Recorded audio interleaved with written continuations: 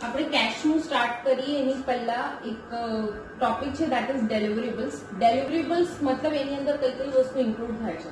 Chequebook, debit કાર્ડની pin, internet બેન્કિંગની pin અને travel card અથવા પિન. મોસ્ટલી ટ્રાવેલ કાર્ડ અથવા જે પિન આવશે ને સીધું વોલ્ટમાં જતી હોય છે. હવે ડેલિવરેબલ્સ જે છે, સપોઝ આપણે જ્યારે બી આપણું કોઈ ચેકબુક મંગાવીએ છીએ અથવા ડેબિટ કાર્ડ મંગાવીએ છીએ અથવા ડેબિટ કાર્ડ પિન મંગાવીએ છીએ અને અગર એ લેવા માટે આપણે આપણા ઘરે નથી તો એ જે પોસ્ટ માસ્ટર છે 2 થી 3 વખત ટ્રાય કરશે આવવાની, બટ સ્ટીલ અગર આપણે ઘરે ના મળે તો પછી એ શું કરશે, એ કાં તો આપણને ફોન કરશે ને આપણે એમને કહીશું કે પાછું મોકલાઈ દો. પાછું મોકલાઈ દો મતલબ એ કાં તો બોમ્બે કુરિયર જ્યાંથી મેઇન થયું છે ત્યાં જશે, કાં તો પછી બોમ્બે વાળા સીધા આપણી જે બ્રાન્ચ હશે, સપોઝ રાજકોટ છે, સુરેન્દ્રનગર છે, કે પછી કોઈ અમદાવાદની બ્રાન્ચ છે, એ બ્રાન્ચ પર પાછા મોકલી દેશે. હવે એ જયારે પાછા મોકલશે બેંકમાં ત્યારે બેંક વાળા આપણને ફોન કરે કે મેડમ સર તમારો ડેબિટ કાર્ડ આવ્યું છે, તમારો ચેકબુક આવ્યું છે, તો પ્લીઝ આને લેતા જાઓ. આ જે કુરિયર રિટર્ન થઈને જે આપણી પાસે આવ્યું હોય ને એને આપણે ડેલિવરેબલ્સ કહીએ છીએ. હવે બેંકમાં આ જે ડેલિવરેબલ્સ હોય એને દરેક માણસોને કસ્ટડી આપી દીધી હોય. જેમ કે સપોઝ કરીએ ચેકબુક અને ડેબિટ કાર્ડ છે એ મિસ્ટર એ પાસે છે. હવે એ મિસ્ટર એ ઉપર છે કે ભાઈ એને એક જ પેટીમાં બંને રાખવું છે કે બંને અલગ અલગ પેટીમાં આ બંને વસ્તુ રાખવું છે, એના ઉપર ડિપેન્ડ છે. જેટલી પેટી હશે એની જોડે એટલી ચાવી હશે અને એ ચાવી એની જોડે જ રહેશે, બીજા કોઈ કસ્ટડીયન પાસે નહીં રહે. ફાઇન. નેક્સ્ટ છે debit card pin. Debit card pin છે મિસ્ટર બી પાસે, એની પાસે એક પેટી છે અને એની ચાવી છે. Same goes with internet banking pin. એ મિસ્ટર સી પાસે છે, એની જોડે પેટી છે અને ચાવી છે. હવે સપોઝ કરો કે બેંકમાં એટલા બધા કોઈ સ્ટાફ છે નહીં તો આ પણ મિસ્ટર બી ને આપી દીધું ઇન્ટરનેટ બેન્કિંગ પિન. હવે એના ઉપર છે કે ડેબિટ કાર્ડ પિન અને ઇન્ટરનેટ બેન્કિંગ પિન જે છે એને સેમ રાખવું છે કે મતલબ એક જ જગ્યાએ રાખવું છે કે નહીં. હવે કસ્ટડીનો એક રૂલ એ છે કે જે પણ વ્યક્તિ ડેબિટ કાર્ડ સંભાળશે એ વ્યક્તિ ડેબિટ કાર્ડ પિન નહીં સંભાળે. This is for the security purpose. જેની પાસે ડેબિટ કાર્ડ હશે એની પાસે ડેબિટ કાર્ડ પિનની કસ્ટડી ના હોવી જોઈએ. એટલા માટે ડેબિટ કાર્ડની પિનની કસ્ટડી બીજા કોકને આપી દેવામાં આવે છે અને મોસ્ટલી ચેકબુક અને ડેબિટ કાર્ડ એક જ વ્યક્તિને આપે છે, પણ જે બી કોઈ મોસ્ટલી સિનિયર હોય છે એ. પણ હવે આ આવી ગયું બેંક પાસે. હવે બેંકનું કામ શું છે? બેંકનું કામ જે બી કુરિયર્સ આવતા હોય છે ને એ આખા દિવસમાં જેટલી પણ કુરિયર આવે છે અથવા પોસ્ટ આવે છે, લેટર આવે છે, કુરિયર્સમાં પોસ્ટમાં ચેક પણ આવે છે. જે ચેક ઓકે હું તમને કુરિયરનું આખું સમજાવી દઈશ પછી. ઇનવર્ડમાં બધું ચેક્સ ને બધું આવતું હોય છે. તો જે ઇનવર્ડ રજિસ્ટર હોય છે એ ઇનવર્ડ રજિસ્ટરમાં આ જ્યારે પણ આવે આની એન્ટ્રી લાગે કે 1 નંબર ક્યાંથી આવ્યું છે તો કે બોમ્બેથી. શું છે તો કે ચેકબુક છે. કોના નામની ચેકબુક છે તો કે XYZ નામના ચેકબુક છે. ફાઇન. કયા ડેટમાં આવી છે તો કે ડેટ લખવાની. ફાઇન. આ છે ઇનવર્ડ રજિસ્ટર. સેમ વસ્તુ ચેકબુક રજિસ્ટર બી છે. ચેકબુક, ડેબિટ કાર્ડ, પિન અને ઇન્ટરનેટ બેન્કિંગની પણ રજિસ્ટર છે. જે વ્યક્તિ જે વસ્તુ સંભાળે છે એ વ્યક્તિ પાસે આ રજિસ્ટર્સ હશે.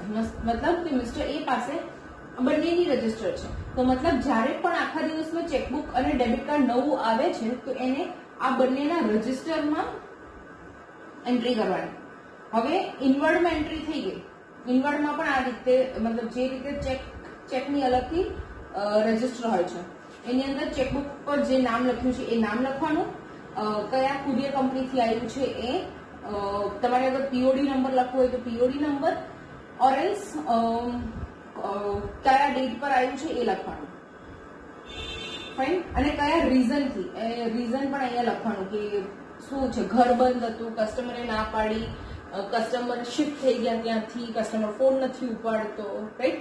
એવા બધા રીઝન્સ હોય છે. અથવા એડ્રેસ નોટ ફાઉન્ડ. અને ઘણી એવી કુરિયર કંપનીઓ છે કે અહીંયા અમે સર્વિસ નથી આપતા, એની કારણે પછી આટલી વસ્તુ છે એ બેંકમાં પાછા મોકલી દે છે. અને તો એ જે બી રીઝન હોય અહીંયા રીઝન લખવાનું. હવે આ જેટલી પણ ડેલિવરેબલ્સ છે એ તમારી પાસે 30 દિવસથી વધારે ના રહેવું જોઈએ. એ 30 દિવસની અંદર કાં તો એને પાછું કુરિયર કરી દેવાનું, બીજા દિવસે પાછું કુરિયર કરી દેવાનું હોય, કાં તો કસ્ટમરને બોલાવીને એમને કહેવાનું કે તમે આઈને લેતા જાઓ. જો 30 દિવસ પતી જશે ને 30 દિવસ પતી જશે ને છતાંય કોઈ કસ્ટમર ના આવ્યો ને તો આને તોડી નાખવામાં આવશે, આને ડિસ્ટ્રોય કરી દેવામાં આવશે. અને 30 દિવસ સુધી એકચ્યુઅલમાં રાખવાનું જ ના હોય. સો જયારે પણ અગર 30 દિવસ પતે છે ને તો આને ડિસ્ટ્રોય કરવાનું. ડિસ્ટ્રોય કઈ રીતે થાય? એમને ફાડીને ના થાય. સિસ્ટમમાં પહેલા એને ડિસ્ટ્રોય કરવું પડે. ડેબિટ કાર્ડ અને ચેકબુક માટે એક મેલ કરવો પડે તમારે ઉપર સિસ્ટમમાં કે આ રીતે મને એક ચેકબુક મળેલી હતી કુરિયર થ્રુ, આ એનો પીઓડી નંબર, આ માણસનું હતું ને આ એનો અકાઉન્ટ નંબર છે. અકાઉન્ટ નંબર તમે ચેક ફાડવા માટે ચેકને આખું ખોલશો ને એટલે એની અંદર તમને અકાઉન્ટ નંબર મળી જશે. મેલમાં લખવાનું છે કે આ ચેક નંબર અહીંયાથી અહીંયા સુધીનો, મતલબ 1 to 10 ચેક નંબર આ ભાઈનું છે અને એમનું અકાઉન્ટ નંબર છે અને 30 ડેઝ થઈ ગયા છે એટલા માટે હું આને હવે ડિસ્ટ્રોય કરું છું. આ એક મેલ ઉપર જતો જ હોય છે. ફાઇન, એ રીતે એક મેલ લખવાનો, મોકલી દેવાનો. પછી એ મેલનું જે પ્રિન્ટ હોય, પ્રિન્ટ કાઢવાની. ડિસ્ટ્રોયની એક ફાઇલ હોય છે, ડીએસટી, મોસ્ટલી ડીએસટી લખેલું હોય છે. ડીએસટી મતલબ ડિસ્ટ્રોયની ફાઇલ હોય ને એની અંદર એ મેલ છે એ પંચ કરી નાખવાનું. એ હતું તમારું પહેલું કામ. બીજું કામ, તમારું જે સોફ્ટવેર હશે ને, તમારું સપોઝ ફિનેકલ લઈ લો, તમારામાં ફિનેકલ છે તો એનું એક મેન્યુ છે HCHBM. HCHBM મતલબ ચેકબુક મેન્ટેનન્સ. ચેકબુક મેન્ટેનન્સ ની અંદર એડ ઓપ્શન અથવા ડિસ્ટ્રોય ઓપ્શન, અને પછી તમને અકાઉન્ટ નંબર માંગશે, અકાઉન્ટ નંબર લખવાનો અને પછી એ તમને પૂછે કે તમારે શું કરવું છે એટલે એમાં ડિસ્ટ્રોય. એની અંદર ચેક નંબર સિલેક્ટ કરવાનો. ચેક નંબર સિલેક્ટ કર્યા પછી બધા ચેક નંબર એક સાથે સિલેક્ટ કર્યા પછી ડિસ્ટ્રોય મારવાનો. એટલે હવે આનું શું કર્યું તમે? આ એક એન્ટ્રી કરી, આ ફિનેકલની અંદર એન્ટ્રી કરી. હવે કોઈ ઓથોરાઇઝ કરવાનું. હવે તમારે કાં તો તમારા સુપરવાઇઝરને કહેવાનું, કાં તો ત્યાં જે બી સિનિયર મોસ્ટ પર્સન હોય એમને કહેવું પડે કે સર એક ચેકબુક ડિસ્ટ્રોય કરી છે તો એને વેરીફાઈ કરો. ફાઇન, એટલે એ ચેકબુક લઈને જવાનું એમની પાસે, સર પાસે, કે સર આ ચેકબુક છે ડિસ્ટ્રોય કરો. એક વખત એ ચેક કરી લેશે ચેકબુક અને પછી ફાઇનલ એ એમનું વેરિફિકેશનનું કામ થશે. વેરિફિકેશનમાં બી HCHBM આપણે એડ કર્યું, એડની જગ્યાએ એ વેરીફાઈ સિલેક્ટ કરશે. વેરીફાઈ આપણામાં નહીં દેખાય કેમ કે આપણે ઓથોરાઇઝ પર્સન નથી વેરીફાઈ માટે, એટલે વેરીફાઈ ઓપ્શન જ આપણને નહીં દેખાય, આપણને ખાલી એડનો ઓપ્શન દેખાશે. એ જશે વેરીફાઈમાં. વેરીફાઈમાં એ સીધા જશે ને એટલે આખા બ્રાન્ચમાં જેટલા કોઈ અગર કોઈ ડિસ્ટ્રોય બીજી કોઈ વસ્તુ બી કરેલી, હાલાકી કરવાની અલાઉડ નથી, પણ અગર કોઈ કરી હશે તો એને એક સાથે દેખાઈ જશે. એટલે પછી વેરીફાઈ એક સાથે કરી લેશે એન્ડ પછી ફાઇનલી ચેક સિસ્ટમમાં ડિસ્ટ્રોય થઈ ગયું છે. રાઈટ, તો હવે સપોઝ આ ડિસ્ટ્રોય થયા પછી સપોઝ 5 મિનિટમાં કસ્ટમર આવી જશે ને તો બી એ ચેકનો કોઈ ફાયદો નથી, કેમ કે એ ચેક એ કોઈ બી માણસને આપશે ને બાઉન્સ થઈ જશે. કેમ કે એ માણસના નામેથી એ સિસ્ટમમાંથી ચેક નંબર જે છે એ આખું રિમૂવ, ડિલીટ થઈ ગયું છે, કે ચેક નહીં મળે એને. સો આ સિસ્ટમમાં ચેક થઈ ગયા પછી, ડિલીટ થઈ ગયા પછી આ જે રજિસ્ટર છે, જ્યાં ઇનવર્ડ વાળી રજિસ્ટર છે, ઇનવર્ડ વાળા રજિસ્ટરમાં સપોઝ કે આજે આપણે કર્યું એ 30 દિવસ થઈ ગયા. 30 દિવસ મતલબ આજે છે 29, એટલે 29th ઓફ સપ્ટેમ્બરમાં આવેલું હતું આ.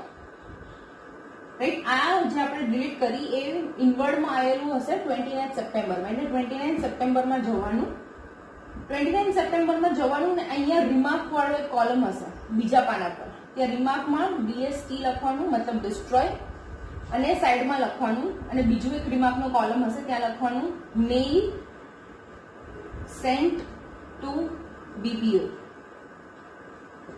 મતલબ કે એ સેન્ટ્રલ લેવલ પર અમે લોકોએ મેઇલ સેન્ડ કરી દીધું છે. અહીંયા ડિસ્ટ્રોય લખવાનું અને અહીંયા કસ્ટડિયન, એટલે આગળ કસ્ટડિયન નંબર 1 ની સાઇન હોય છે અને અહીંયા એની ઓથોરિટી, મતલબ હવે તમે કસ્ટડિયન છો તમારી અહીંયા સાઇન આવશે અને અહીંયા તમારા વેરીફાયરની સાઇન આવશે, મતલબ જેને પણ વેરીફાઈ કર્યું છે અથવા જે બી બ્રાન્ચ હેડ છે અથવા ઓપરેશન હેડ છે.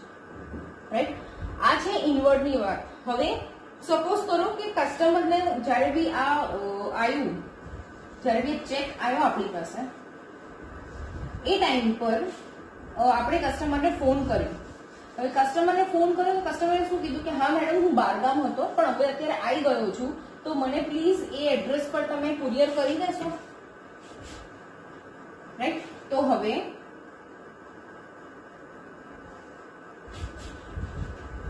આપણે કુરિયર કરીશું.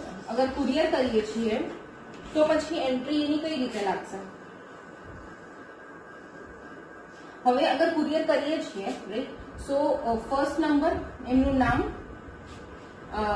જે આજે ઇનવર્ડ મતલબ જયારે આવ્યું તો એ વાળા રજીસ્ટરમાં એમનું નામ જે લખ્યું છે અહીંયા, એમનું અકાઉન્ટ નંબર લખ્યું છે, ફાઇન, ડેટ શું છે એ લખ્યું છે. અહીંયા રિમાર્ક લખીશું. રિમાર્કમાં લખીશું કે સપોઝ કુરિયર વાળાનું નામ, સપોઝ મારુતિ કુરિયર છે, અહીંયા મારુતિ, અને કુરિયર પીઓડી નો નંબર અને કયા ડેટમાં મોકલેલું છે એ અહીંયા ડેટ લખવાની, તમારી સાઈન અને તમારા ઓથોરિટીની સાઈન.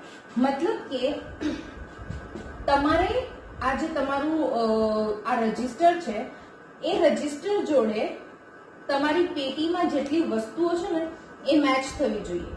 મતલબ આ જ્યારે તમે આઉટ કર્યું, ફાઇન, મતલબ કે આ ગયું ને, સો અહીંયા in or out, in out નો એક સ્પેસ છે. સો આ જે છે આ તો 1 નંબર હજુ મેં લખ્યું છે, મતલબ પાછળ સપોઝ કરો કે 10 છે, 10 અને આને ગણીને 11 આ આવ્યું હતું, રાઈટ? તો સૌથી પહેલા ઇનની એન્ટ્રી આવશે, એના પછી એની આઉટની એન્ટ્રી આવશે. મતલબ એમનું નામ, અકાઉન્ટ નંબર, એમની ડેટ, એ બધું ઇન આઉટ, રિમાર્ક નંબર 2 અને તમારી બંનેની સાઇન. તો મતલબ અહીંયા નામ લખ્યું, અહીંયા અકાઉન્ટ નંબર લખ્યું, અહીંયા ઇન છે કે આઉટ લખવાનું, મતલબ કે આ તો આઉટ છે ને એટલે ઇનમાં ડેશ થાય અને આઉટમાં 1 નંબર થાય, રાઈટ? અને પછી એની બેલેન્સ લખવી પડે. એની બેલેન્સ એકચ્યુઅલી રજીસ્ટર બહુ મોટું હોય છે, ફાઇન. તો અહીંયા એની બેલેન્સ લખવાનું, મતલબ કે બાજુ પાછળમાં ટોટલ 10 નંબર ચેકબુક્સ છે અને પછી આજે આવ્યું એટલે ટોટલ 11 થયા તમારી જોડે, ફાઇન. હવે 11 માંથી આ જાય છે એટલા માટે અહીંયા શું આવશે? 10. એટલે આ જે નંબર છે તમારું અને તમારી પેટીમાં જેટલી છે એ મેચ થવી જોઈએ. અને આ જે કામ છે મતલબ ચેક કરવાનું, એ દરરોજનું કામ છે. એ સાંજે ચેક કરવાનું જ બધાને. એ જેની પાસે ચેકબુક હોય ચેકબુક કરે, ડેબિટ કાર્ડ હોય ડેબિટ કાર્ડ કરે, પિન હોય પિન કરે, ઇન્ટરનેટ બેન્કિંગની પિન હોય તો એ કરે, ફાઇન. આ જ વસ્તુ હોય છે બધામાં. હવે થર્ડ સિનારીઓ કે સપોઝ આપણે કસ્ટમરને ફોન કર્યો અને કસ્ટમરને કે હું આવું જ છું 10 મિનિટમાં, તો એમને કહેવાનું કે સર તમારું આઈડી પ્રૂફ લઈને આવો, રાઈટ? હવે ભાઈ આવી ગયા, એ ભાઈ આવી ગયા. હવે એમની પાસેથી આઈડી પ્રૂફની ઝેરોક્સ લેવાની, ઓરિજિનલ પણ જોવાનું ને ઝેરોક્સ પણ લેવાનું. હવે ઝેરોક્સ લીધા પછી એક કસ્ટમર રિક્વેસ્ટ ફોર્મ હોય, CRF ફોર્મ. CRF ફોર્મ ભરાવડાવવામાં એટલું બધું કઈ છે ને, એમનું નામ લખવાનું, એમનો અકાઉન્ટ નંબર લખવાનો, એમની સાઇન લેવાની અને અધર કરીને એક ઓપ્શન હશે 17 નંબરમાં મોસ્ટલી. અધરમાં લખવાનું કે ચેકબુક કલેક્શન અથવા handed over the chequebook or S debit card જે હોય, રાઈટ? એનો મતલબ શું થયું? અને જે આઈડી પ્રૂફ તમને મળશે ને, ચેક આધાર કાર્ડ છે, પાન કાર્ડ છે, ડ્રાઇવિંગ લાયસન્સ છે, એમાં એમનું ફેસ પ્રોપર દેખાવું જોઈએ, નામ અકાઉન્ટ જોડે મેચ થવી જોઈએ અને સિસ્ટમમાં જે રીતે સાઇન છે એ જ રીતે CRF ફોર્મમાં સાઇન કરાવવાનું. નાવ જ્યારે પણ એ તમને આઈડી પ્રૂફનું ઝેરોક્સ આપે, તમારે આઈડી પ્રૂફ ઓરિજિનલ જોવાનું, કેમ કે એ જે પ્રૂફ છે એ પ્રૂફમાં તમારું એક સ્ટેમ્પ લાગશે OSV નો. OSV મતલબ ઓરિજિનલ સીન એન્ડ વેરીફાઈડ. અને એની નીચે તમારું નામ, તમારી એમ્પ્લોય આઈડી, તમારું ડેઝિગ્નેશન, તમારી સિગ્નેચર અને એ સ્ટેમ્પ આખું લખેલું હોય કે Shahibaug branch XYZ bank, right? OSV નો મતલબ કે આ માણસે આ જે પ્રૂફ છે એ મેં ઓરિજિનલ જોયેલું છે અને મેં ખુદ વેરીફાઈ કરેલું છે. જો આ ખોટું નીકળશે કે તમે જોયું નથી, તમે મારી દીધો સ્ટેમ્પ, તો આ પણ ઇલીગલ છે. હું કહી દઉં તમને, ફાઇન. સો જ્યાં સુધી તમે ઓરિજિનલ નથી જોતા ત્યાં સુધી OSV નો સ્ટેમ્પ નહીં વાગે, ઓરિજિનલ સીન એન્ડ વેરીફાઈડ નો સ્ટેમ્પ, રાઈટ? તો હવે એ માણસે તમને આપ્યું, તમે ઓરિજિનલ જોઈ લીધું, તમે સ્ટેમ્પ મારી દીધું, સિગ્નેચર તમે ચેક કર્યું, જે CRF ફોર્મ છે એની અંદર સિગ્નેચરનો તમે વેરીફાઈ કર્યો, સ્ટેમ્પ લગાડ્યો, એની અંદર એ જે ફોર્મ છે ફોર્મની ઉપર રિસીવ્ડ નો સ્ટેમ્પ આવશે કે મેં આ રિસીવ કર્યું છે, રિસીવ નો સ્ટેમ્પ આવશે, તમારી નીચે સાઇન આવશે એકનોલેજમેન્ટમાં. દેન આટલું થયા પછી રજીસ્ટર કાઢવાનું. રજીસ્ટરમાં ત્રીજી એન્ટ્રી પાછી આવશે કે સપોઝ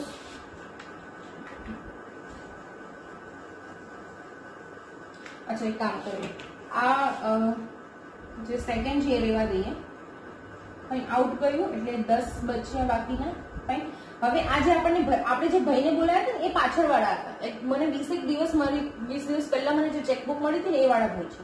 હવે એમને મેં બોલાયા, આયા, એમનું નામ, અકાઉન્ટ નંબર, ઇન ઓર આઉટમાં આઉટ એટલે બેલેન્સ કેટલું વધ્યું 9, કેમ કે અહીંયા પણ મેં આઉટ કર્યું હતું. રિમાર્કમાં શું લખીશું? એચડી મતલબ હેન્ડેડ ઓવર, મતલબ કસ્ટમરને આપ્યું. ત્યારબાદ અહીંયા કસ્ટમરની સાઇન આવશે સિસ્ટમ પ્રમાણે. એમને કહેવાય કે તમારે સિસ્ટમ પ્રમાણે સાઇન કરો, પછી અહીંયા તમારી સાઇન અને ઓથોરિટીની સાઇન. હવે આ જે સાઇન કરે ને કસ્ટમર, એ તમારે સિસ્ટમમાં વેરીફાઈ કરવાનું અને કસ્ટમર સાઇન વેરિફિકેશનનું જે સ્ટેમ્પ હોય એ તમારે અહીંયા લગાડવાનું અને તમારે પણ એમાં સાઇન કરવાનું. અહીંયા તમારી સાઇન કરવાની અને સાંજે જતા પહેલા બધી રજીસ્ટર્સ જ્યારે ઓપરેશન હેડ અથવા બ્રાન્ચ હેડ પાસેથી સાઇન કરો ત્યારે અહીંયા પણ સાઇન કરાવવાની દરરોજ, right.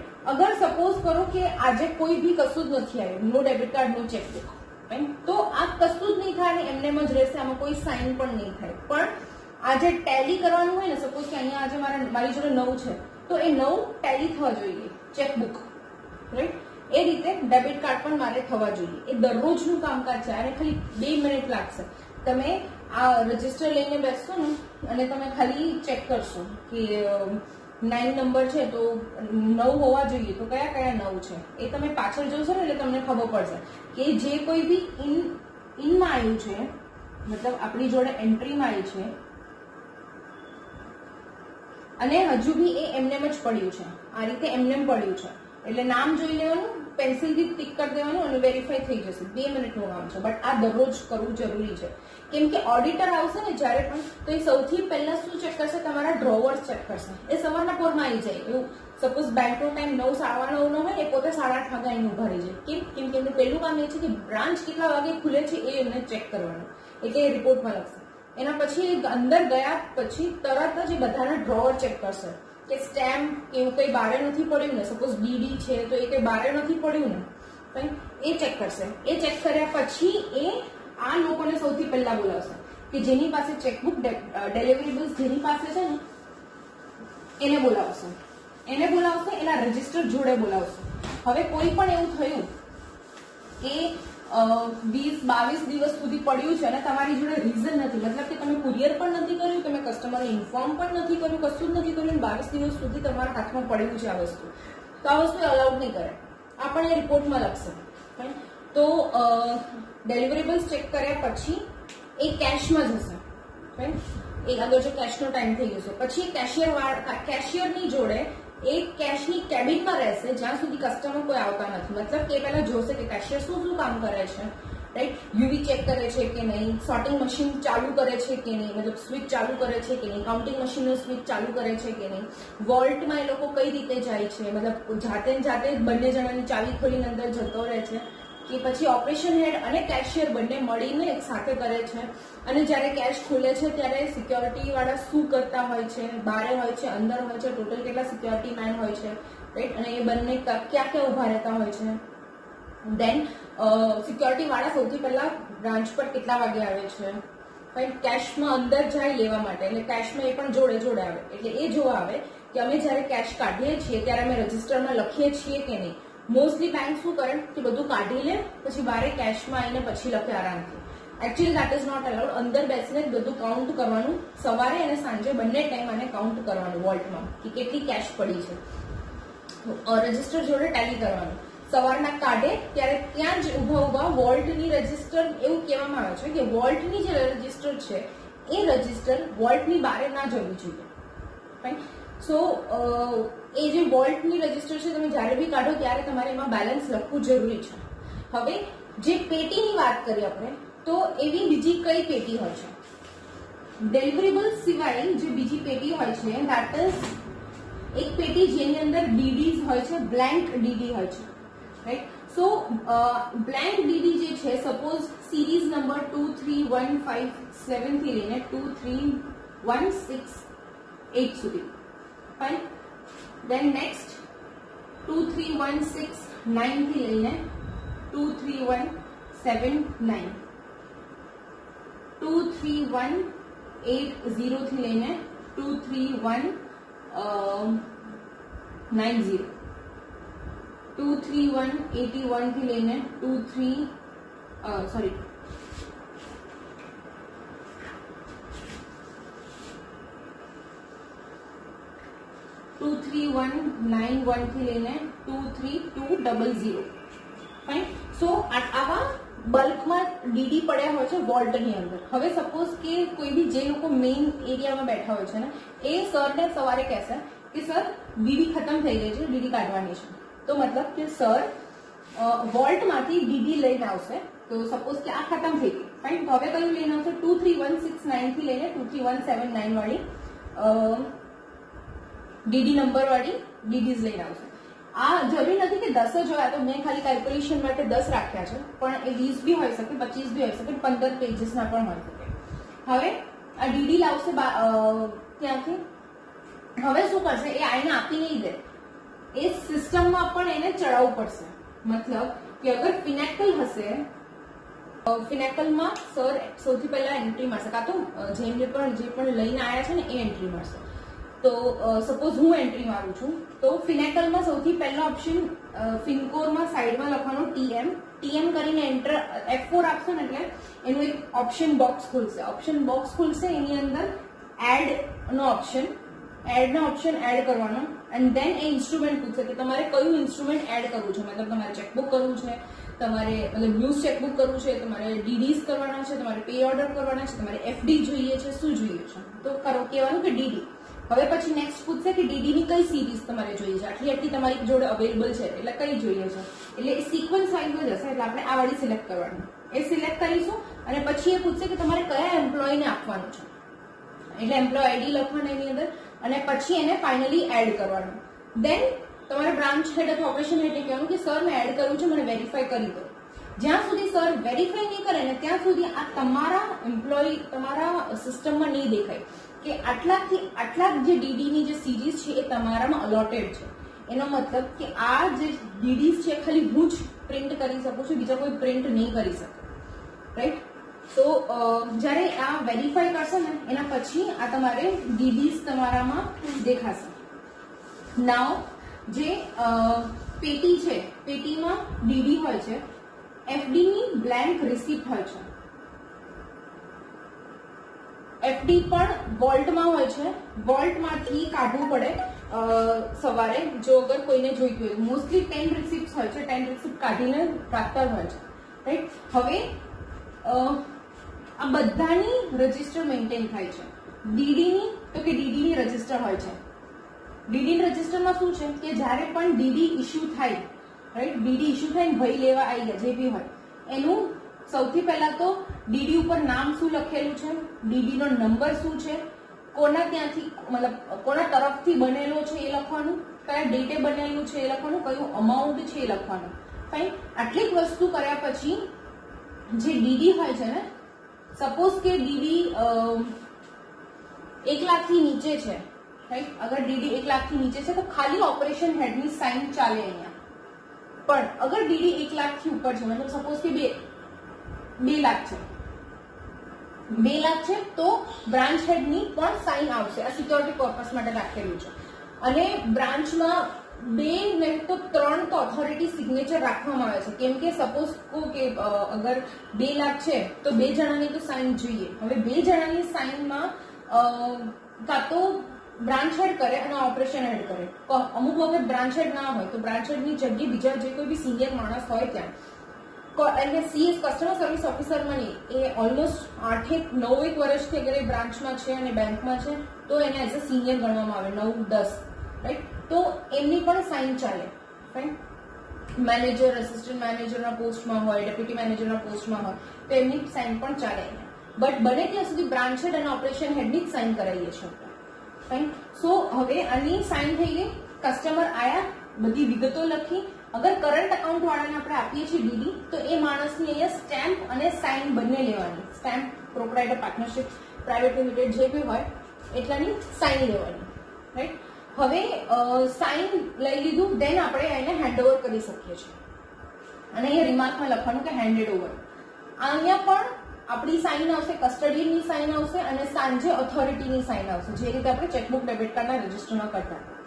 Same goes with FD. એફડીની પણ રજિસ્ટર છે. જ્યારે પણ એફડી રિસિપ્ટ કાઢશો, એફડી રિસિપ્ટની નીચે રાઉન્ડ સ્ટેમ્પ લગાડીને તમારી પણ સાઇન કરી શકો અથવા કોઈ સરની સાઇન કરાવી એફડી પર તો બી ચાલે. એફડીની રજિસ્ટરમાં એફડી રજિસ્ટર નંબર લખવાનો, મતલબ એફડીનો અકાઉન્ટ નંબર નહીં, દરેક એફડી રિસિપ્ટનો ઉપર એક અલગથી એમનો નંબર હોય છે, એ નંબર લખવાનો. પછી એફડી અકાઉન્ટ નંબર લખવાનું, કોના નામે બન્યું છે, કયા અમાઉન્ટે બન્યું છે, કયા ડેટે બન્યું છે, અને અગર એ ભાઈ આઈને લઈ ગયા છે તો એમની અહીંયા સાઇન કરવાની. રાઈટ. સો જે થર્ડ પેટીમાં હોય છે એ હોય છે loose debit card. Loose debit card mostly એ લોકોને આપીએ છીએ જે પોલીસ વાળા હોય છે, ઇન્સ્ટન્ટ ડેબિટ કાર્ડ કે મારે અત્યારે જોઈએ છે, એટલે આપણી જોડે લૂઝ ડેબિટ કાર્ડ હોય છે. મોસ્ટલી જે ટ્રાફિક પોલીસ હોય છે ને એ લોકોનું વધારે હોય છે, જ્યાં પણ એમની સેલરી અકાઉન્ટ હોય છે. મતલબ અગર એક્સિસ બેંક હું લઉં તો એક્સિસ બેંકમાં મોસ્ટલી આપણી જોડે લૂઝ ડેબિટ કાર્ડ હોય છે. સ્પેશિયલી જે બી ટ્રાફિક પોલીસ વાળા હોય છે એ લોકોનું લૂઝ ડેબિટ કાર્ડ હોય છે. જે બી એમની સેલરી એકાઉન્ટ છે, રાઈટ, સપોઝ આપણે કહીએ એક્સિસ બેંકમાં એમનું મોસ્ટલી બધાનું સેલરી એકાઉન્ટ હોય છે, તો અગર એક્સિસ બેંકમાં છે તો એક્સિસ બેંકની બારે જે લૂઝ ડેબિટ કાર્ડ હોય છે મોસ્ટલી ટ્રાફિક પોલીસ વાળા માટે હોય છે. એમાં પણ સેમ વસ્તુ થાય છે. એમાં લૂઝ ડેબિટ કાર્ડ હોય છે, રાઈટ. એને પેલા એ ભાઈ આવશે, એમને પેલા સિસ્ટમમાં જોવાનું કે એમનામાં આની ઓફર છે કે નહીં, મતલબ ઇન્સ્ટન્ટ ડેબિટ કાર્ડ એમને મળી શકે એવું છે કે નહીં, એ તમને સિસ્ટમમાંથી ખબર પડશે. સિસ્ટમમાંથી ખબર પડશે ત્યારે શું થાય, હું એટલે બધી બેંકોની અલગ અલગ છે, હું અત્યારે સ્પેસિફિકલી એક્સિસ બેંક હું કહું છું તમને. ફાઇન. સો એનું સિસ્ટમમાં ચેક કરવાનું. અગર સિસ્ટમમાં એને ઇન્સ્ટન્ટ ઓફર મળી શકે છે તો આ ડેબિટ કાર્ડ એમને કહેવાનું કે આટલા આટલા રૂપિયામાં થશે. ઘણા લોકોને ફ્રી ઓફ કોસ્ટમાં પણ મળે છે જે પોલીસ વાળા હોય છે. ફાઇન. દેન એ લોકોનું જ્યારે એ લોકો હા પાડે કે હા વાંધો ને આપી દો, તો એમની પાસેથી એમનું આઈડી પ્રૂફ માંગવાનું કે તમે આઈડી પ્રૂફમાં શું લાયા છો. દેન અગર એ આઈડી પ્રૂફ પ્રોપર હોય, મતલબ સ્કેન, કેમ કે એની પાસેથી આપણે જે બી આઈડી પ્રૂફ લઈશું ને એ આપણે હજુ સ્કેન કરીને ઉપર મોકલીશું, કેમ કે આપણે હજુ ડેબિટ કાર્ડ ભલે આપી દીધું હોય પણ આ ડેબિટ કાર્ડ જે નંબર છે ને એ એમનામાં એડ નહીં થયું હોય, મતલબ કે એટીએમમાં જશે ને તો એ કામ નહીં કરે જ્યાં સુધી આપણે એને ઉપરથી લિંક નથી કરતા. તો એ લિંક કરવા માટે એમનું જે આઈડી પ્રૂફ છે ને બહુ જ વ્યવસ્થિત જોઈએ. હવે એ વ્યવસ્થિત એટલા માટે કેમ કે એને સ્કેન કરીને જો ઉપર મોકલીશું અને એ સામેવાળાને ઉપરવાળાને અંદર એમને એમનો ફોટો પ્રોપર ના દેખાણું, નામ પ્રોપર ના વચાણું તો ડિલીટ કરી નાખશે અથવા રિજેક્શન આપશે. સો અગર કસ્ટમર પ્રોપર બધું લાયા છે તો એક ફોર્મ આવશે, ડેબિટ કાર્ડનું એક ફોર્મ આપે, ડેબિટ કાર્ડ ફોર્મ અને એમનું જે આઈડી પ્રૂફ છે એ બંને લેવાનું. ડેબિટ કાર્ડ ફોર્મમાં જે આપણા લૂઝ ડેબિટ કાર્ડનો બંચ છે એમાંથી એક ડેબિટ કાર્ડ કાઢવાનું, કસ્ટમરની સામે ખોલવાનું, એમને પૂછવાનું ખોલવાનું પહેલા લેવાનું છે ને પાકું ને, કે એ વખત ખોલ્યા પછી એ ડેબિટ કાર્ડ બીજા કોઈ નહીં આપી શકે. સો એ ડેબિટ કાર્ડ ખોલવાનું, એની અંદર ડેબિટ કાર્ડ નંબર હશે, એ ડેબિટ કાર્ડ નંબર આ ફોર્મમાં લખવાનું. ફાઇન. દેન એમને સાઇન કરાવવાની બંને વસ્તુમાં, પછી એ ડેબિટ કાર્ડને આપી દેવાનું. એમને કહેવાનું કે 24 કલાક પછી પિન જનરેટ કરવાની ટ્રાય કરજો. હવે ટાઈમ તમારી જોડે હોય તો ત્યાં તરત ને તરત આને બધું સાઇન એન્ડ બધું કરીને અપલોડ કરી નાખવાનું, ચડાવી દેવાનું. કેમ કે અગર એ માણસ સવારે આવે છે અને તમે ઓન ધ સ્પોટ ચડાવો છો ને તો એમાં ક્વેરી કઈ હશે ને તો વિધિન 5 to 10 મિનિટ્સમાં ક્વેરી આવી જશે. જો ક્વેરી નહીં હોય ને તો પ્રોસેસ થઈને જતું રહેશે અને સાંજ સુધી અથવા બીજા દિવસે સવાર સુધીમાં એમનું ડેબિટ કાર્ડ પિનનું થઈ જશે, મતલબ ડેબિટ કાર્ડ એક્ટિવેટ થઈ જશે. પછી એમને પિન એમની જાતે કરવું તે કરી શકે છે. રાઈટ. સો આ ફાસ્ટ પ્રોસેસ કરવાથી કસ્ટમર પણ ખુશ થાય છે એન્ડ આપણું કામ પણ ટાઈમ પર પતી જાય છે અને સાંજે આ બધું લઈને બેસવાની જરૂર ના પડે. આ ડેબિટ કાર્ડ ફોર્મમાં તમારી પણ સાઇન આવશે, સરની પણ સાઇન આવશે, બીજા સ્ટેમ્પ આવશે, સિગ્નેચર વેરીફાઈનો સ્ટેમ્પ આવશે, રિસીવ્ડનો સ્ટેમ્પ આવે આ બધામાં, અને આઈડી પ્રૂફમાં શું આવશે, ઓએસપી ઓરિજિનલ સીન એન્ડ વેરીફાઈડનો સ્ટેમ્પ આવશે. એના વગર તમે બધું મોકલશો ને તો એ રિજેક્ટ થઈને આપશે. હવે જ્યારે અગર કસ્ટમર કોઈ આધાર કાર્ડ આપે છે તો એનું જે આધાર કાર્ડની જે 12 સંખ્યા છે ને, ગવર્મેન્ટે નક્કી કર્યું છે કે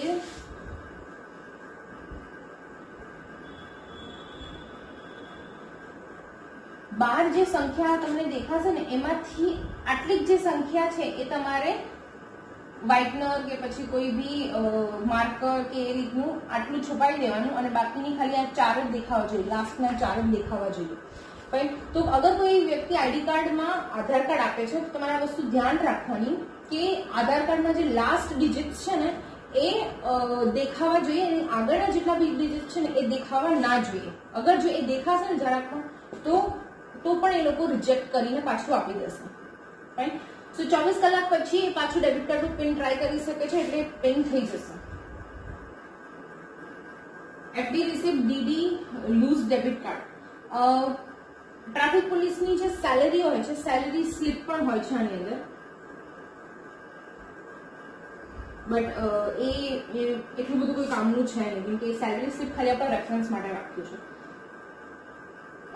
આના જે મેઇન માણસ હશે ને એમની પાસે બહુ બધી પેટીઓ હશે, મતલબ ઓલમોસ્ટ 4 તો હશે. મારી જોડે 4 હતા. રાઈટ. ડેબિટ કાર્ડ હતું, એક ચેકબુક હતું, એક આની પેટી હતી અને હજુ એક પેટી હતી એ ક્લિયરિંગ ચેકની પેટી હતી.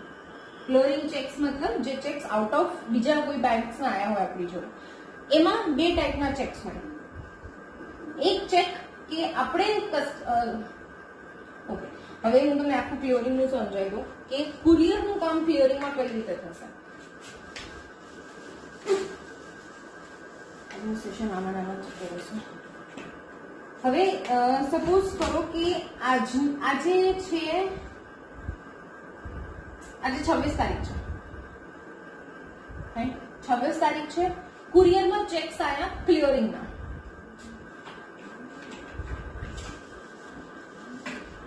એ કયા ચેક હોય છે કે જે બાઉન્સ થઈ ગયા છે, જે પેમેન્ટ નથી થઈ શકે એવું છે, ઓલ્ટરેશન છે. રાઈટ. હવે તમારી જોડે 10 ચેક આયા. આ ચેક્સ છે ટોટલ. રાઈટ. 10 ચેક છે. હવે ચેક ક્યાંથી આવશે? જ્યાંથી ક્લિયરિંગ હાઉસ છે, જ્યાંથી ક્લિયરિંગનું બધે થાય છે. મતલબ સુરેન્દ્રનગર અને જે રાજકોટનું, સુરેન્દ્રનગર અને એની આજુબાજુનું જે જિલ્લાનું જે ક્લિયરિંગ હશે ને એ રાજકોટ જતું હશે. રાઈટ. એ રીતે અમદાવાદનું આખું જે છે એ મોસ્ટલી સીજી રોડ એ એરિયામાં હોય છે. સો ત્યાં આખું હબ હોય છે ક્લિયરિંગનો. કે મેં તમને કીધું માણસો ક્લિયરિંગ હાઉસમાં જાય, ક્લિયરિંગ વાળા માણસો ત્યાં જઈને સપોઝ એસબીઆઈ નું છે તો આઈસીઆઈ ને આપે, આઈસીઆઈ નું છે તો એ માણસ એસબીઆઈ આપશે. હવે ક્લિયરિંગ હાઉસમાંથી બધાના ચેક્સ રિટર્ન જે થયા હોય એ આવશે બ્રાન્ચ પર. હવે કયા કયા આવે છે? સિગ્નેચર મિસમેચ, મતલબ સામેની બેંકે રિજેક્ટ કરેલી છે અથવા આપણી સામેની બેંકે રિજેક્ટ કરી છે. સિગ્નેચર મિસમેચ, ડેટ પ્રોપર નથી, જે લખ્યું છે એ અમાઉન્ટ અને ફિગરમાં વચાતું નથી. રાઈટ. ઇનસફિશિયન્ટ બેલેન્સ નથી. રાઈટ. કસ્ટમરે સ્ટોપ પેમેન્ટ કરાવી દીધું. રાઈટ. સો આવા બધા રીઝન્સ થી આ ચેક રિટર્ન આવે છે. હવે જ્યારે ચેક રિટર્ન આવે છે ત્યારે શું થાય છે? બેંકની ઇનવર્ડની એક રજીસ્ટર હોય કે જેની અંદર જેટલી પણ વસ્તુ આખા દિવસ દરમિયાન બેંકમાં આવી હોય એ અહીંયા રજીસ્ટર થાય. રાઈટ. સો આમાં સૌથી પહેલા જે પ્રાયોરિટી આપવામાં આવે છે ચેક્સને. કેમ કે આની એન્ટ્રી બીજી 2-3 જગ્યાએ પણ થાય છે. સો આ જે ચેક છે એની સૌથી પહેલી એન્ટ્રી ઇનવર્ડમાં થાય. ઇનવર્ડમાં શું થાય કે સૌથી પહેલા ડેટ, નંબર, ડેટ કે કયા ડેટે આવ્યું છે, કયા બેંકનું ચેક છે, બેંકનું ચેક નંબર, એ ચેકનો નંબર, કોના નામનો છે, કયા અમાઉન્ટનો છે, એ અમાઉન્ટ વર્ડમાં અને ફિગર્સમાં બંનેમાં લખવાનું. ફાઈન. એના પછી એની સામે કે તમે શું કર્યું એનું, કે મતલબ કસ્ટમર આવીને લઈને ગયા કે તમે પેટીમાં મૂક્યું છે તેવું લખવાનું. કે ટ્રાન્સફર ટુ વોલ્ટ, કે અમે લોકોએ વોલ્ટમાં ટ્રાન્સફર કર્યું છે. ફાઈન. સો હવે આ થઈ ગયું, રિમાર્ક લખ્યું. ફાઈન. અને જેની પાસે ચેકની કસ્ટડી હશે એમની સાઇન આવશે અને ઓથોરિટીની સાંજે સાઇન આવશે. રાઈટ. સો આટલીક વસ્તુ થાય કે અને કયા રીઝનથી આવ્યું છે એ બી લખવાનું. રાઈટ. હવે આખો ઇન્વર્ડ થઈ ગયું. સેમ એન્ટ્રી થાય રિટર્ન ચેકના રજીસ્ટરમાં. સેમ વસ્તુ રિટર્ન ચેકના રજીસ્ટરમાં થાય. નાવ હવે આ આવી ગયું. નાવ હવે શું? હવે બીજા દિવસે કાં તો પછી ત્યારે ને ત્યારે સાંજે 10 ચેક આવ્યા છે તો 10 ચેકના કસ્ટમર, હવે સપોઝ કે આમાંથી જે 3 ચેક છે એ એક જ કસ્ટમરના છે. રાઈટ. બીજા બે ચેક છે એ બી એક જ કસ્ટમરના છે. તો એ રીતનું અગર જો સેમ હોય તો એને અલગ પાડીને કસ્ટમરને, દરેક કસ્ટમરને ફોન કરવાનો કે સર તમારો આ રીતનો ચેક હતો જે રિટર્ન આવી ગયો છે, મારી બ્રાન્ચમાં પડ્યો છે, તો કાલે આવીને લેતા જજો. ફાઈન. તો કે હા હું લેતો જઈશ, કાં તો કે મારા માણસને મોકલી દઈશ. હવે આવું જયારે કે હું મારા માણસને મોકલી દઈશ, હવે આમાં પણ બે સિનારીઓ આવે કે ફર્સ્ટ વન, એ માણસ જે છે કરંટ એકાઉન્ટનો, મેં તમને કેશમાં કીધું છે, તમને અગર જો યાદ હોય તો, કે અગર એમનું બહુ મોટું ટ્રાન્ઝેક્શન હશે 10 લાખથી ઉપર અને અવર જવર હશે તો એમને દર વખતે એક રીઝનનો એક લેટર આપવો પડે, રાઈટ, કે ભાઈ હું શું કામ કરું છું. એના કરતા બેંક એવું કહે છે કે તમે એપ્રિલ મહિનામાં આખા વર્ષ માટે તમે એક લેટર આપી દો કે મારા અહીંયાથી માણસ આવશે અને આટલા આટલા amount, high value amount deposit કરશે અને વિડ્રો કરશે. એ જ રીતે એપ્રિલ મહિનામાં કરંટ એકાઉન્ટ વાળાને એક લેટર બેંકને આપવો પડે, આપે તો એ લોકો માટે સારું છે, આપવો પડે કે જેમાં એવું લખ્યું હોય કે મારા કંપનીનું કોઈ પણ ડેલિવરેબલ ઇન્સ્ટ્રુમેન્ટ છે, મતલબ કે ડીડી હોય, મેં અથવા એફડી બનાવી છે, અથવા કોઈ મારું ચેક છે, અથવા કોઈ પે ઓર્ડર છે, તો એ લેવા માટે મારો મિસ્ટર XYZ માણસ જ આવશે અને એ માણસનું નામ, નંબર, સાઇન, ફોટો, એનું અગર એમ્પ્લોય આઈડી ત્યાં હોય તો એ આટલીક વસ્તુ એક લેટરમાં હોય અને એ લેટર મોકલી આપે બેંકને, મતલબ એ વર્ષમાં એક વખત બેંકને જમા કરાવે. અને આ આખું જે ફાઇલ હોય ને, મતલબ જે લોકોએ પણ આપ્યું હોય આવા લેટર્સ, એ ઓથોરાઇઝેશન ફાઇલ કરીને એક ફાઇલ હોય છે, એની અંદર હોય. આ ઓથોરાઇઝેશન ફાઇલ બે હોય, એક તો કેશ માટેનું હોય છે જે કેશ વાળાને ત્યાં લેટર આપે, અને એક આગળ ડેસ્ક વાળા પાસે જે ચેક ડિસ્ટ્રીબ્યુટ કરતા હોય છે, ચેક હોય, ડેબિટ કાર્ડ હોય, એની એ લેટરની અંદર chequebook, debit card, credit card, એ બધું આવે કે મારા કંપનીના નામેથી આટલી આટલી વસ્તુ અગર કોઈ આવે છે તો એ લેવા માટે કાં તો હું પોતે આવીશ, કાં તો મારો માણસ આ છે, 2 થી 3 માણસ હોઈ શકે, આમાંથી કોઈ એક આવશે. તો જ્યારે પણ આવું અકાઉન્ટ હોલ્ડર કહે ને કે વાંધો ને મારો માણસ કાલે આવી જશે, હવે તમને અગર ખબર હશે કે આ કરંટ એકાઉન્ટ વાળો માણસ છે અને આને લેટર આપેલું છે તો તમારે હા પણ દેવાનું કે વાંધો નહીં સર. પણ છતાં આગળ બીજો કોઈ માણસ છે કે નવો કોઈ છે જે તમારા જાણમાં નથી આવ્યો, એવો કોઈ કસ્ટમર હોય તો એમને કહેવાનું કે સર તમારો માણસ આવશે એનો વાંધો નથી, પણ જો તમે અહીંયા લેટર આપેલું છે અહીંયા બેંકમાં તો કે ના, તો એમને કહેજો ને કે લેટર લઈને આવે કે મારી આ જે ચેક છે એ આ માણસને આપવા વિનંતી, એવું લેટરમાં લખીને આવ્યા હોય અને એ માણસનું આઈડી પ્રૂફ લેવાનું. હવે જ્યારે બીજા દિવસે એ માણસ આવશે, માણસની આઈડી પ્રૂફ લેવાની અને જે લેટર છે એ બી લેવાનું. એ લેટર લેવાનું, લેટરમાં જે સાઇન, સ્ટેમ્પ એન્ડ સાઇન કરેલી હશે કસ્ટમરે એને સિસ્ટમ જોડે વેરીફાઈ કરવાનું, એની અંદર સિગ્નેચર વેરીફાઈડનો સ્ટેમ્પ લગાવવાનું, કસ્ટમરના આઈડી પ્રૂફમાં ઓરિજિનલ સીન એન્ડ વેરીફાઈડનો સ્ટેમ્પ લગાવવાનો, એન્ડ દેન ફાઇનલી એમને ચેક હેન્ડઓવર કરવાની પહેલે અહીંયા આઉટવર્ડ જે ચેકનું જે ઇનવર્ડ છે ને એમાં લખવાનું. તો આ ફર્સ્ટ નંબર હતો. આ સેકન્ડ નંબર કે આ જે ચેક નંબર છે આ રીતનું, એન્ડ આ માણસ આવ્યા હતા, અમને હેન્ડઓવર કર્યું છે. ફાઈન. રિમાર્કમાં બીજું કંઈ લખવું હોય તો લખી શકાય છે કે મેં આઈડી પ્રૂફ લઈ લીધું છે, મેં ફોર્મ લીધા છે, મેં લેટર કલેક્ટ કરેલું છે, તો એ બધું તમારે લખવું હોય તો તમારા સારું કે તમને યાદ રહે બધું, તો એ સારું છે, તો એ લખી શકાય છે. ફાઈન. સો હવે જ્યારે ચેક આપણે સાંજે ફોન કરીએ એટલે આ રીતના બે સિચ્યુએશન થાય. કાં તો અકાઉન્ટ હોલ્ડર પોતે આવે તો આપણને કોઈ પ્રોબ્લેમ નથી, અકાઉન્ટ હોલ્ડર પોતે આવે છે તો પણ એમનું આઈડી પ્રૂફ લેવાનું, એક CRF ફોર્મ જે હોય છે CRF ફોર્મમાં સાઇન કરાવવાનું, અને પછી આ જે રજિસ્ટર છે રજિસ્ટરમાં પણ એમની સાઇન કરાવવાની. ફાઈન. નાઉ થર્ડ સિનારીઓ થાય, કસ્ટમરને ફોન કરી એટલે સેકન્ડ સિનારીઓ એ થાય કે કસ્ટમર એવું કે કામ કરો ને મેડમ, કુરિયર કરી દો ને મને ઘરે. રાઈટ. બેંક તો બેંકમાં જ કુરિયર કરશે કે જ્યારે આ ચેક રિટર્ન થાય ત્યારે એ બેંકમાં કુરિયર કરશે, આપણે ફોન કરીશું, કસ્ટમર કે મને ઘરે કુરિયર કરતો, તો જે કસ્ટમર એમ કે મને ઘરે કુરિયર કરતો એને તે દિવસે જ સાંજે કુરિયર કરવાનો ચેક. કુરિયર કરશો એટલે ઇનવર્ડમાં પાછું શું લખાશે, જે આવ્યું હતું બે અલગ અલગ એન્ટ્રી નહીં થાય, ઇનવર્ડમાં એક જ એન્ટ્રી થશે. જે સપોઝ આ ઉપરનો જે છે એ એક ચેક આવ્યો, હવે આ ભાઈ એવું કીધું મને કુરિયર કરતો, કુરિયર કરવામાં આવે રિમાર્કમાં શું લખવાનું કે મારુતિ અને એની POD નંબર. રાઈટ. ચેક જે ક્લિયરિંગ ચેક છે એ તે દિવસે ને તે દિવસે જ કુરિયર થવું જરૂરી છે, કેમ કે આ પ્રાયોરિટી બેઝ પર છે, કેમ કે ઘણા લોકોનું આમાંથી પેમેન્ટ અટકાયેલું હોય, ઘણા લોકોનું ડિલિવરી અટકાયેલી હોય છે આની કારણે. રાઈટ. તો આ જે ચેક છે એને બહુ જ પ્રાયોરિટી બેઝ પર આમાં કામ કરવું જોઈએ. એન્ડ જ્યારે પણ ચેક આવે આખા દિવસમાં 3:30 પછી ઓલમોસ્ટ બેંક્સ બંધ થઈ જાય છે, તો 5:30 સુધીમાં આ ચેકનું કામ પતી જવું જોઈએ. દરેક બેંક અથવા બ્રાન્ચમાં એક આઉટસોર્સને રાખેલું જ હોય છે. આઉટસોર્સ મતલબ એ કુરિયર લેવાનું કામ કરે, રજિસ્ટરમાં ઇનવર્ડ અને આઉટવર્ડના રજિસ્ટરમાં લખવાનું કામ કરે, રાઈટ. બટ ચેક, રિટર્ન ચેકનું રજિસ્ટર, ડેબિટ કાર્ડની રજિસ્ટર, ડીડીની રજિસ્ટર, એફડીની રજિસ્ટર, ચેકબુકની રજિસ્ટર, રાઈટ, આ બધી રજિસ્ટરની કસ્ટડી જેની પાસે છે એ વ્યક્તિ પોતે એ રજિસ્ટરમાં લખશે. આઉટસોર્સનું કામ ખાલી કુરિયર લેવાનું, ઇનવર્ડમાં અને આઉટવર્ડમાં લખવાનું. નોર્મલ જે કોમન કુરિયરનું ઇનવર્ડ એન્ડ આઉટવર્ડ છે, કુરિયર બનાવવાનું કામ એનું છે, ફાઇન. ઇવન આ કસ્ટમરને ફોન કરવાનું કામ આપણું છે, સીએસઓનું છે. આઉટસોર્સ વાળા જે બેન ભાઈ હોય છે ને એનું કામ નથી. સો એ કરવા ફોન કોલ્સ આપણે કરવાના, કુરિયર એ બનાવશે, આઉટવર્ડ રજિસ્ટરમાં પણ એ લખશે.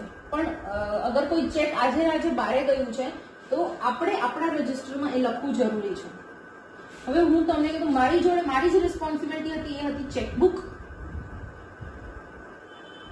Debit card, DD, FD, passbook printing, clearing, transfer, NEFT, RTGS,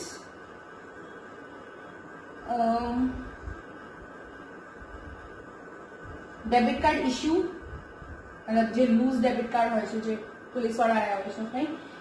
હું મેઇન એરિયામાં બેસતી હતી એટલા માટે આ બધી રિસ્પોન્સિબિલિટી મારી હતી. દેટ મીન્સ કે ચેકબુકની રજિસ્ટર મારે સાંજે ચેક કરવાનું, ડેબિટ કાર્ડની રજિસ્ટર મારે સાંજે ચેક કરવાનું, ડીડીઝની રજિસ્ટર મારે ચેક કરવાનું, એફડીની રજિસ્ટર મારે ચેક કરવાનું, પાસબુકમાં ચેક કરવાનું ના હોય બટ સ્ટીલ અગર કોઈ આપીને ગયું છે તો મારે એ પાસબુકનું પ્રિન્ટ કરીને રાખવાનું, ક્લિયરિંગની જે રજિસ્ટર છે એ મારે ચેક કરાવવાનું, ટ્રાન્સફર, આરટીજીએસ, એનઈએફટી આખો દિવસ જે બી એ ટ્રાન્ઝેક્શન્સ આવતા હોય છે એ કરવાના, ડેબિટ કાર્ડની રજિસ્ટર્સ મતલબ લૂઝ ડેબિટ કાર્ડ જે હોય છે એની પણ અલગથી રજિસ્ટર હોય છે, એમાં પણ સાઇન કરાવવાનું, મતલબ એ પણ ચેક કરવાનું.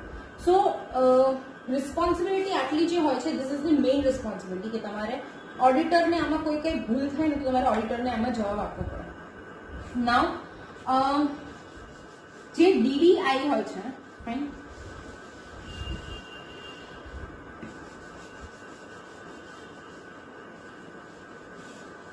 મારી જોડે ટોટલ 4 થી 5 પેટી હતી. હવે ક્લિયરિંગમાં એક પેટી કે આ જે ડીડીઝ અને એફડીની જોડે એક પેટી રહે, એની અંદર ડીડીનો પણ એક ક્લિયરિંગનો બંચ રાખવામાં આવે. ઓકે, ક્લિયરિંગમાં બીજી વસ્તુ એ કે કસ્ટમર જે બી કોઈ મોટી બ્રાન્ચ હશે ને, મોટા બ્રાન્ચમાં એક મશીન હશે, એક ક્લિયરિંગની મશીન હશે. ક્લિયરિંગની મશીનમાં શું થાય કે કસ્ટમર બે ટાઈપના કસ્ટમર. એક તો જે ક્લિયરિંગના ચેક છે ને એ પરાણે કાઉન્ટર ઉપર જ આપશે. ભલે હું કીધું હોય કે સર અહીંયા છે, તમે તમારે જે મશીન છે મશીનમાં નાખો, રાઈટ, બટ સ્ટીલ એ લોકો શું કરશે કે એ લોકો કાઉન્ટરમાં જ આપશે. સો જે લોકો કાઉન્ટરમાં આપે છે એમની પાસેથી કાઉન્ટરમાંથી લઈ લઈએ છીએ, હાલાકી લેવામાં ના પાડેલી છે કેમ કે એની માટે મશીન રાખેલું છે. નાઉ વોટ હેપન્સ કે ક્લિયરિંગની જ્યારે ચેક મશીનમાં કોઈ નાખે એટલે મશીનમાંથી સીધું સ્કેન થઈને સેન્ટ્રલ ક્લિયરિંગ હાઉસ પર જતી રહે. એનું ફોટો જાય, સ્કેન જાય અને સામે એક રિસિપ્ટ નીકળે કે તમે આટલા જમા કરાયા છે. ચેકની વિગત, આખો ચેકનો ફોટો છપાઈને આપે અને વિથ ડેટ કે આ અમાઉન્ટ છે. હવે આ મશીનની જે ચેક છે એ સ્કેન કરીને તો જતું રહ્યું. હવે સ્કેન કરીને જતું રહ્યું, હવે આને ક્લિયરિંગ હાઉસમાં મોકલવાની ખરા, પણ ક્યારે એ લેટ મોકલી શકો છો. મતલબ કે આજે જયારે 12 વાગ્યા પછીથી આખું કર્યું તો સાંજે 3:30 પછી જે બેંક બંધ થશે એના પછી મશીનમાંથી આખા બંડલ ચેક કાઢવામાં આવશે. ચેક કાઢવામાં આવશે, એની એક્સેલ શીટ પણ ડાઉનલોડ થઈ જ જાય પીસી પર. એક્સેલ શીટ ડાઉનલોડ થાય એના પછી એ એક્સેલ શીટને ચડાવવાનું હોય, સેન્ટ્રલ હાઉસ પર એને મોકલવાની હોય. એટલે સેન્ટ્રલ હાઉસ વાળા બધું ટેલી કરશે ત્યાં બેસીને કે આ ફોટો આવ્યો છે બરોબર છે, આ એક્સેલમાં એનું નંબર ને નામ ને બધું છે બરોબર છે. એ રીતે આખું ચડાઈને મોકલશે ને એ લોકો ત્યાં ચેક કરશે. હવે આ જે બંડલ આવ્યું છે ને, બંડલ બાંધીને પ્રોપર કરીને નંબર ઓફ ચેક્સ એમાં ગણી લેવું પડે. એક્સેલમાં સપોઝ કે 99 ચેક્સ છે તો જે મશીનમાંથી નીકળ્યું ને આખું 99 હોવું જોઈએ. કોઈ વખત એવું થાય કે અંદર કંઈક ફસાઈ ગયું હોય, પાછળ આમ જતું રહ્યું હોય, અંદર પણ એક ડબ્બો જેવો છે, રાઈટ? તો ઘણી વખત એવું થાય કે એની પાછળ બી જતું રહ્યું હોય, તો એ બધું ચેક કરવાનું. 99 એક્સેલમાં છે તો હાથમાં પણ 99 ચેક્સ હોવા જોઈએ. દેન મારો કલીગ શું કરશે કે એ બંડલ લઈને મારી પાસે આવશે, રાઈટ? મારો જે ઓફિસ બોય છે કાં તો એને હું સાંજે બેસાડી દઈશ કે તું એ જે મશીનમાંથી ચેક નીકળેલું છે ને એમાં એક્સિસ બેંકનો સ્ટેમ્પ માર, એટલે એને બધા ઉપર સ્ટેમ્પ મારો. મોસ્ટલી સાંજે કોઈ જોડે ઓફિસ બોય જોડે ટાઈમ નથી હોતો, તો એ જે બંડલ હોય છે એ બંડલ હું મારા આ પેટીમાં મૂકી દઉં છું. આ પેટીમાં મૂકું, ફાઇન. દેન એટલે આ એક પેટી થઈ ગઈ. બીજી જે મારી પેટી છે એની અંદર એવા ક્લિયરિંગના ચેક છે જે અમે લોકો ઓલરેડી કુરિયર કરી નાખ્યા છે ને પાછું કુરિયરમાંથી પણ મને રિટર્ન આવ્યું. મતલબ કે કસ્ટમર અવેલેબલ છે જ નહીં, ઘર કાં તો શિફ્ટ થઈ ગયું છે, બહારગામ ગયો છે, કઈ બી રીઝન હોય, કસ્ટમર ત્યાં છે જ નહીં. તો એવા જયારે રીઝન આવે ત્યારે કસ્ટમરને પાછું ફોન કરવામાં આવે ત્યારે કસ્ટમર કે હા વાંધો નહીં હું લઈને જઈશ. એ એક બહુ નાની પેટી હોય છે. એ નાના પેટીમાં ખાલી એ જ વસ્તુ હોય છે જે મેં કુરિયર કર્યું છે ને પાછું આવ્યું છે. એની અંદર ક્લિયરિંગની ચેક પ્લસ ડીડી, જે મેં ડીડી પણ કુરિયર કર્યું છતાં ડીડી પાછી આવી ગઈ. તો આને રાહ જોવામાં આવે છે આખો મહિનો. સપોઝ છતાં પણ આને કસ્ટમરને કીધા બાવજૂદ અગર કસ્ટમર પાછળ નથી આવતા તો આખા મહિનાનું એક એક્સેલ શીટ બને, રાઈટ? એ એક્સેલ શીટની અંદર એક ડીડીની શીટ હોય અને એમાંથી એક ચેકની શીટ હોય. ચેકની શીટમાં ચેક નંબર, ચેક ઉપર નામ, કયા બેંકનું છે, કેટલા અમાઉન્ટનું છે અને ક્યારનું છે. Same goes with DD. DD કયા અમાઉન્ટનું છે, કયા કોના નામેથી બન્યું છે, ડીડીનો નંબર શું છે અને કોણે બનાવડાવ્યું છે અને કયા ડેટે બનાવડાવ્યું છે. ફાઇન. હવે આ બંનેની પ્રિન્ટઆઉટ નીકળે. આ બંનેના પ્રિન્ટઆઉટની જોડે આ ચેકને ચેકના પ્રિન્ટઆઉટ જોડે અને ડીડીને પ્રિન્ટઆઉટ જોડે એને કવર કરીને એક મોટા એક એન્વેલપમાં બંનેને અલગ અલગ નાખી દઈએ અને એમાં લખવાનું કે ઓક્ટોબર મંથ ચેક, દેન ઓક્ટોબર મંથ ડીડી. એ રીતે એને આખું પેસ્ટ કરીને વોલ્ટમાં અંદર કેશના કબર્ડમાં જાય. ફાઇન. ત્યાંથી એ બારે ના નીકળે. એ પછી જ્યારે કોઈ દિવસ કોઈ ના લેવા આવે ને એ કેવા ડીડી હશે અથવા કેવા ચેક હશે, 5 રૂપિયા, 1 રૂપિયો, 2 રૂપિયો, 10 રૂપિયા, 500 રૂપિયા, એવા બધા ડીડી ને ચેક હશે જેને એ લોકોને એટલી વેલ્યુ નથી. તો ફાઇનલી આખા વર્ષનું જયારે આઉટપુટથી ભેગું થાય ને ત્યારે 1-1.5 વર્ષમાં એના પછી બેંક એક અપ્રુવલ લે સેન્ટ્રલ હેડથી કે મારી જોડે આટલા પડ્યા છે તો મને તમારી પરમિશન જોઈ છે કે હું આને બાળી દઉં. પછી આખા વર્ષમાં જે રીતનું દિવાળીનું કામ આપણા ઘરે નીકળતું હોય છે એ રીતે બેંકમાં આખા વર્ષના જે ડીડીઝ અને ચેક્સ છે જે કસ્ટમરને નથી જોઈતા એ જઈને ગ્રાઉન્ડમાં જઈને બાળી દે છે. ફાઇન. ચેકનું તો કંઈ ના થાય, પણ ડીડી અગર કોઈક દિવસ કોઈકને જોઈએ કે મારે 5 રૂપિયા મારે ડીડી જોઈએ છે પાછી, તો પછી એ ડુપ્લિકેટ ઇસ્યુ થઈ શકે છે. બટ ચેક તો એ ગયું એના પછી એનું તો કશું જ ના થાય. સો મશીનની ચેક. હા, હવે મશીનની જે ચેક જે સાંજે મારો કલીગ મને આપે, બીજા દિવસે મારે ઓફિસ બોયને બોલાવડાવવાની અને એમની પાસેથી મારે સ્ટેમ્પ બધા મરાવડાવવાના. સ્ટેમ્પ મરાવીશ એક્સિસ બેંકના સ્ટેમ્પ માર્યા પછી એને બીજું કંઈ નહીં કરવાનું, એને એક્સેલ શીટ બી નહીં બનાવવાની કેમ કે એની ઓલરેડી એક્સેલ શીટ નીકળેલી જ હોય છે. તો એને હવે અલગ રાખવામાં આવશે. 11:30-12 વાગે ક્લિયરિંગ વાળો માણસ આવશે. ત્યાં સુધીમાં સવારનો જે એક સ્લોટ હોય ને એ પતાવી દેવાનો. મતલબ કે સવારના 9 વાગે આવી જાય કોઈ કસ્ટમર, ડ્રોપ બોક્સમાં બારે નાખી દે એટલે 12 વાગતા ડ્રોપ બોક્સ કાઢે.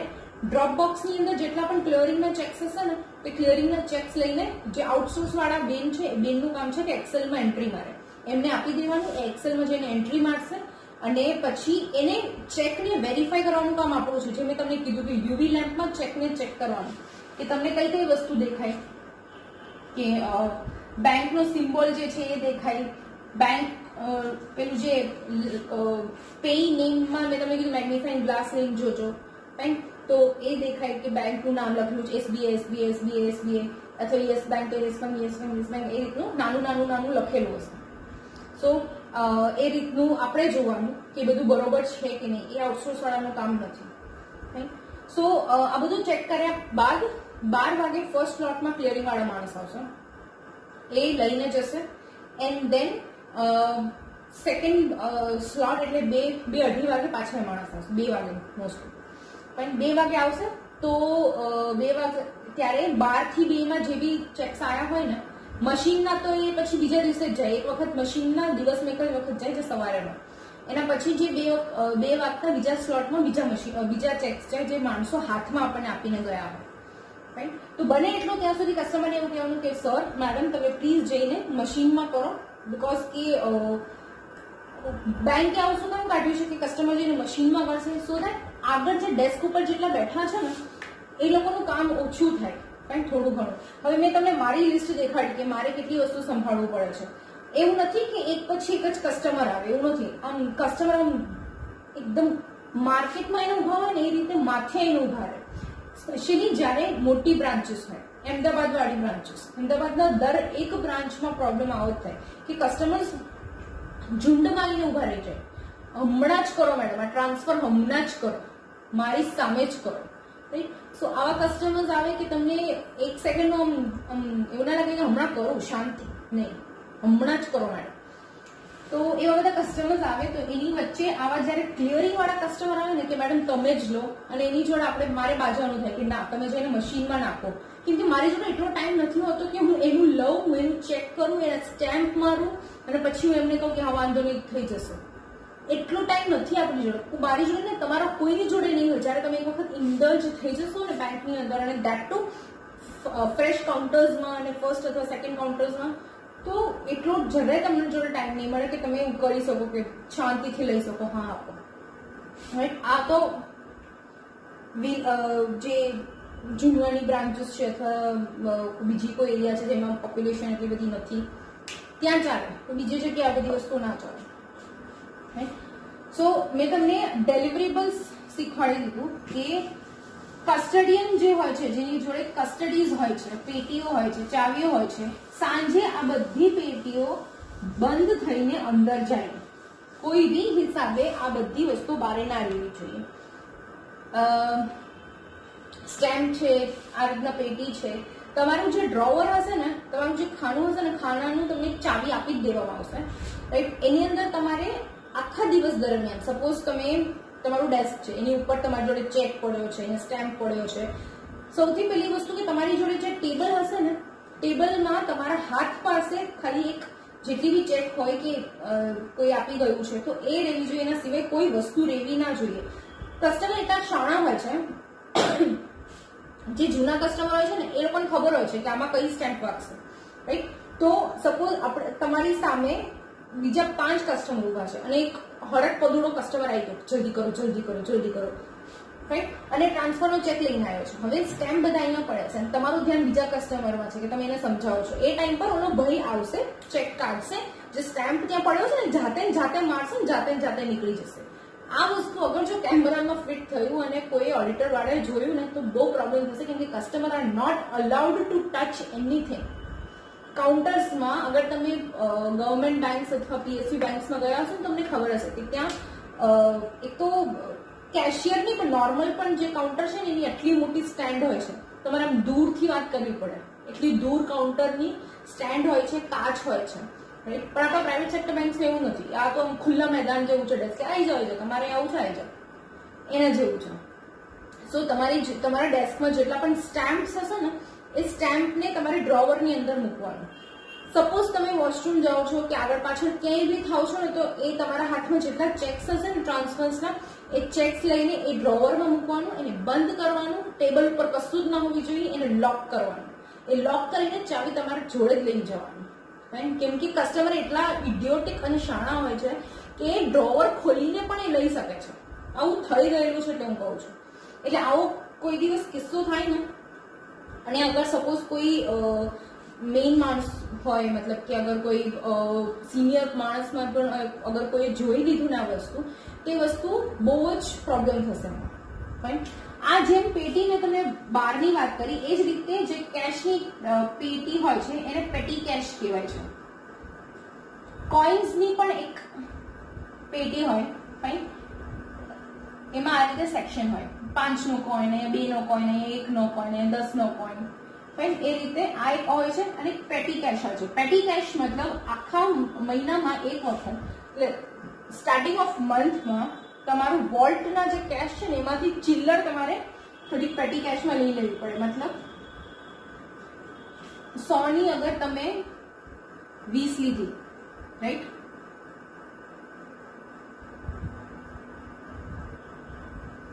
મતલબ 2000 લીધા, 50 ના તમે 10 લીધા, 500 થયા. 10 ના તમે 10 લીધા, 100 થયા. 20 ના પણ તમે 10 લીધા, 200. 5 રૂપિયા જે છે કોઈન છે, એ કોઈન તો ભલે એમાં રહ્યું ચાલશે. નોટ્સ તમે સપોઝ 200 ના પણ તમે લીધા, 200 ના તમે 2 લીધા, ચલો ને. ફાઈન. તો આ જે ટોટલ અમાઉન્ટ છે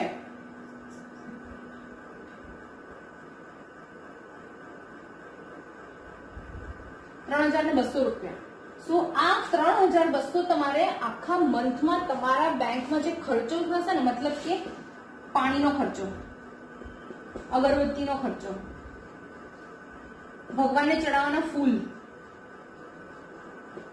એના સિવાય હમણાં જયારે કોવિડ નવું હતું ત્યારે જે સર્કલ જે બનાવવાનું હતું કે ડિસ્ટન્સ માટે, એના માટેનો જે પેઇન્ટ હતો, પેઇન્ટનો ખર્ચો, કોઈનો બર્થડે આવી ગયું, બર્થડે કેક નો ખર્ચો, કોઈનું કોઈ સેલિબ્રેશન છે તો સેલિબ્રેશન નો ખર્ચો, પૂજા, દિવાળી ટાઈમ પર બેંક્સમાં પૂજા હોય છે, સત્યનારાયણની પૂજા કરાવે, કથા કરાવે, એ પૂજાના કેશ. એટલે આ બધા કેવા છે?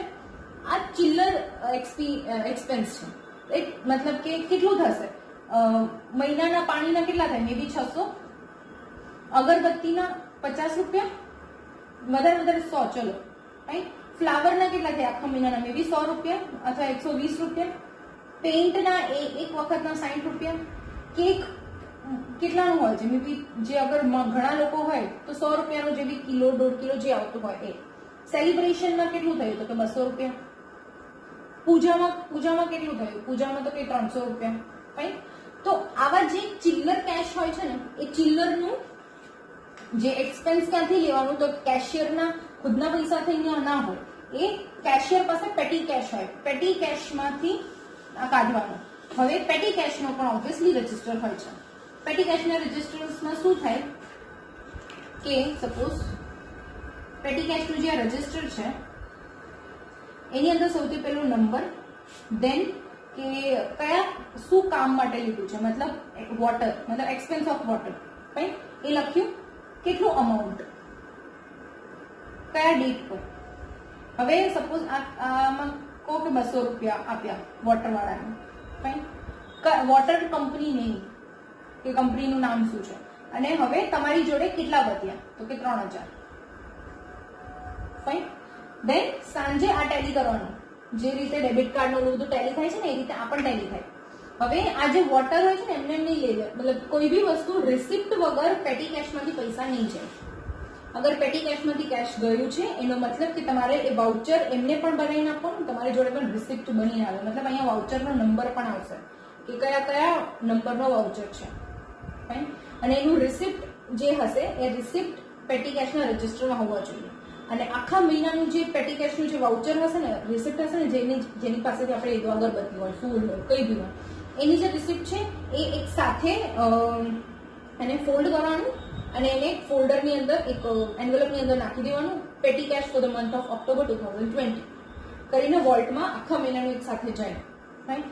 દરરોજ સાંજે આ પેટી કેશ ટેલી થવી જોઈએ. ભલે નેક્સ્ટ 10 દિવસ સુધી ભલે કોઈ એક્સપેન્સ નથી થયું, છતાંય આ જે પેટી કેશ છે દરરોજ ટેલી થવી જોઈએ. મતલબ કે જે બી રજિસ્ટરમાં લખ્યું છે, સપોઝ 3000, અને પેટી કેશની તમારી જે પેટી છે એની અંદર તમે ગણશો તો બી એમાંથી 3000 જ નીકળવી જોઈએ. રાઈટ? હવે કોઈ બી કસ્ટમર આવ્યા છે તમને પેમેન્ટ અથવા રિસિપ્ટ કરવા માટે, એની વચ્ચે અગર તમારે પેટી કેશની જરૂર પડી તો તમારે એમને ભાઈ અથવા જે હોય એમને કહેવાનું કે 2 મિનિટ ઉભા રહો, પેલા એક કસ્ટમરનું પતાવી લેવા દો. કેમ કે પેટી કેશ કરતા છે ને, આપણે સાંજે વિચારે વાઉચર સાંજે લખી દઈશું, રજિસ્ટર હું સાંજે લખી દઈશ. એના પછી રહી જશે ને તો પછી બીજા દિવસે યાદ નહીં આવે કે અગર અહીંયા રજિસ્ટરમાં 3000 સપોઝ 200 લખ્યા છે, પણ મારી જોડે તો 3000 જ છે, બાકીના 200 ક્યાં ગયા? એ પછી યાદ ના આવે કે આપણે પાણીવાળાને આપ્યું છે. રાઈટ? સો આ વસ્તુ ઓન ધ સ્પોટ જે રજિસ્ટરમાં લખવા જેવી વસ્તુઓ છે ને, જયારે આપણે કસ્ટમરને કે પછી બીજા કોઈ વસ્તુને કોઈને આપી દીધું હોય અને આપણને યાદ ના રહે તો પછી પ્રોબ્લેમ થાય. એના કરતા રજિસ્ટરમાં તરત ને તરત કમ્પ્લીટ લખી નાખવાનું. ભલે એમાં શું થાય 2-5 મિનિટ કસ્ટમર રાડો પાડશે તો કસ્ટમર આમ બી રાડો પાડતા હોય છે, ન તો એટલી મોટી વાત નથી. ફાઇન.